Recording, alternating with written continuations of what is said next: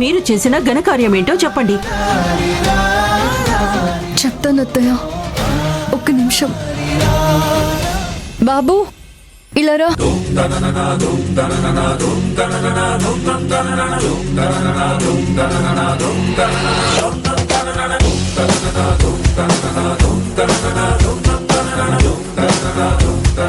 ఇక్కడికి రా.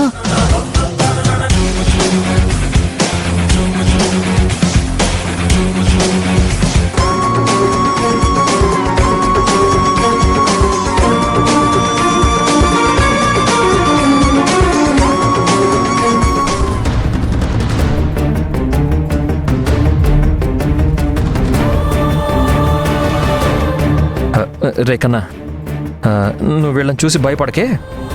ఎందుకంటే వీళ్ళందరూ మన ఫ్యామిలీయే.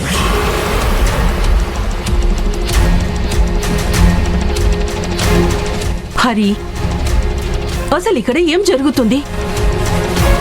ఈ బాబు ఎవరు? నీతో ఏం చేస్తున్నాడ్రా?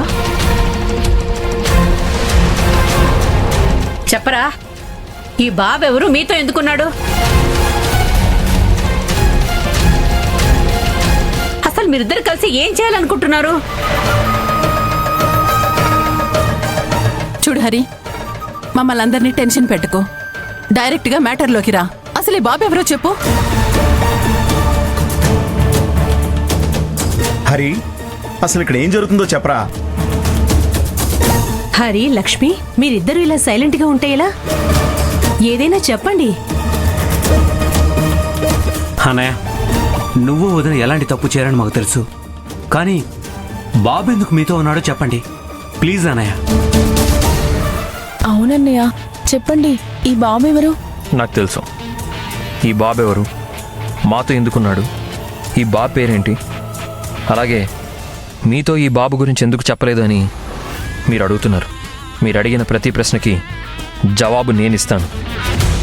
నువ్విచ్చే సమాధానం కోసమే ఇక్కడ అందరూ ఎదురు చూస్తున్నావు. అసలు ఈ బాబెవరో త్వరగా చెప్పు. చెప్తానత్తయ్య. మొన్న మేము ఆఫీస్కి వెళ్ళేటప్పుడు ఆఫీస్ దగ్గరలో ఈ బాబు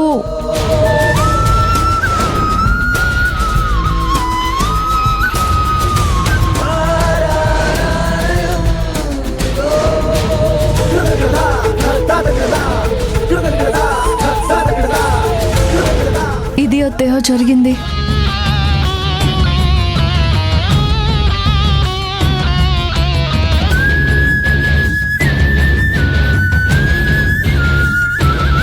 ఆ క్షణంలో బాబు పరిస్థితి చూసి తట్టుకోలేకపోయాము.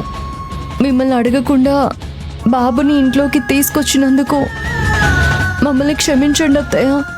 ఇంటి పెద్దదానిగా నేనుండగా మీరే సొంత నిర్ణయాలు తీసుకున్నంత పెద్దవాళ్ళు అయిపోయారా? అమ్మా, బాబు గురించి నీకు ముందే చెప్పుంటే నువ్వు ఒప్పుకునే దానివేనా? చెప్పమ్మా. అవునరా, నేను ఒప్పుకునేదాన్ని కాదు. ఛే, ఎక్కడో ఎవరికో పుట్టిన పిల్లాన్ని తీసుకొచ్చి మన ఇంట్లో ఉంచుతానంటే నేనెన్నటికీ ఒప్పుకునేదాన్ని కాదు. అసలు ఇంతవరకు ఈ పిల్లాన్ని కన్న తల్లిదండ్రులు ఎవరో తెలియలేదు.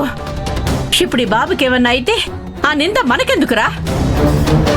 అందుకే చెప్తున్నాను, ఇప్పుడే ఈ బాబుని తీసుకెళ్లి ఎక్కడైనా వదిలేసిరండి.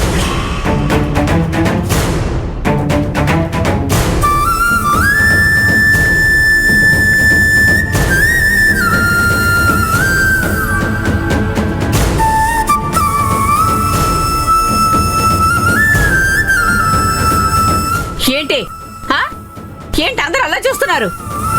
నా నిర్ణయంలో ఎలాంటి మార్పు ఉండదు. అసలు ఈ పిల్లోడు ఎన్ని రోజులు మన ఇంట్లో ఉండడమే తప్పు.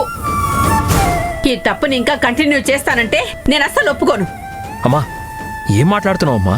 అసలు ఏమైంది నీకు? చూడమ్మా, ఒకే ఒకసారి ఆ బాబు మొహం చూడు. నన్ను వాటేసుకుని ఎలా నిలబడ్డాడో చూసావమ్మా? ప్రస్తుతానికి వీడికి తల్లిదండ్రులు ఎవరైనా ఉన్నారంటే అది మేమేనమ్మా. ప్లీజ్ అర్థం చేసుకో. అవునత్తయ్య, బాబు మాకు చాలా దగ్గరయ్యాడు. ఇలాంటి పరిస్థితుల్లో వీడిని వదిలేయడం కరెక్ట్ కాదు.